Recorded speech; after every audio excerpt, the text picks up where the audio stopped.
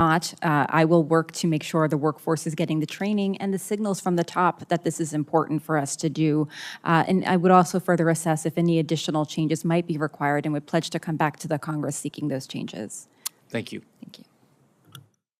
Thank you, Senator Scott. Senator Peters, please.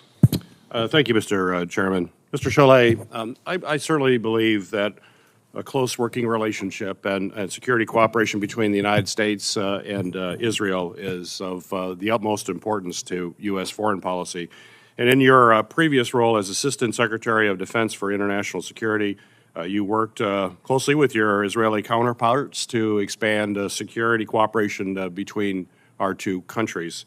So my question for you, sir, is what did you learn from that experience? And if confirmed, what can we expect in your new role in terms of strengthening our defense ties with Israel? Well, thank you, Senator Peters, very much for that question. You're indeed right. When I was the Assistant Secretary for ISA 10 years ago, I worked more closely with Israel than any other partner we had. I think I made about a dozen trips to Israel in the course of 3 years to that job and hosted Israeli friends here many times, and these are relationships that I have kept up ever since. I can tell you that the U.S.-Israel defense relationship right now is rock solid.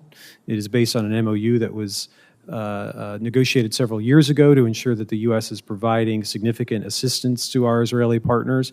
But the cooperation between the U.S. and Israel is a daily, hourly enterprise. And if confirmed, I would make it a high priority to continue to deepen that relationship and ensure that our Israeli friends have what they need to defend themselves by themselves.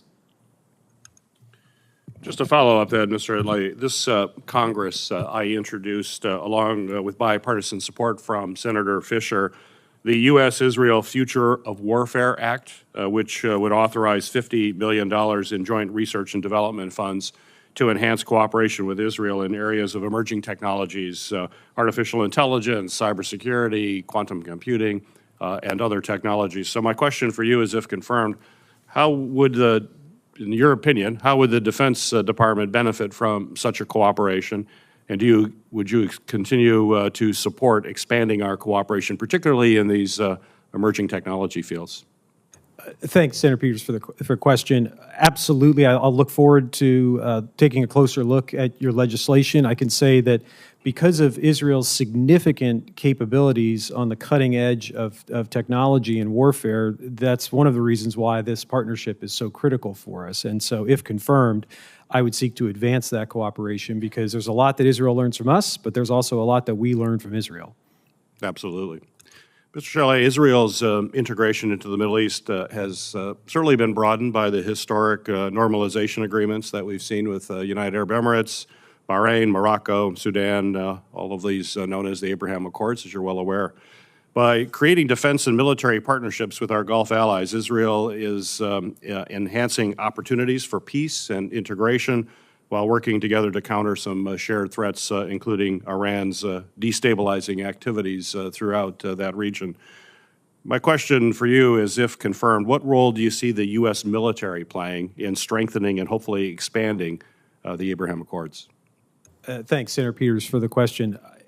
In my view, the Abraham Accords were the most positive thing to happen in the Middle East in quite some time. And this administration and I personally have worked hard in the last few years to deepen the Abraham Accords, but also expand the network of countries in which Israel has normalized relations. It's unquestionably in our interest to see Israel have closer ties with her neighbors. It's a project I have worked on intensively in my role at the State Department. It's something I would certainly carry forward and make a priority in the Defense Department if confirmed.